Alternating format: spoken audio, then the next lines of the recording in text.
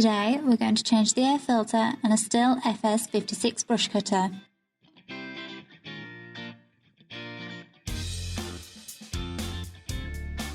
To gain access, use a 14mm Torx Spanner to remove the screw on the air filter cover.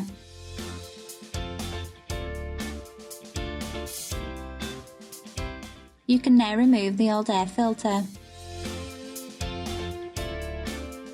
When replacing the filter, ensure the arrow on the new filter is pointing upwards.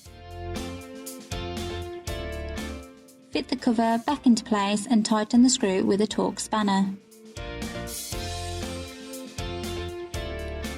That's how you change the air filter on a Stihl FS56 brush cutter. All the parts and tools needed for this task are listed in the description below. Please like, share and subscribe if you found this video helpful.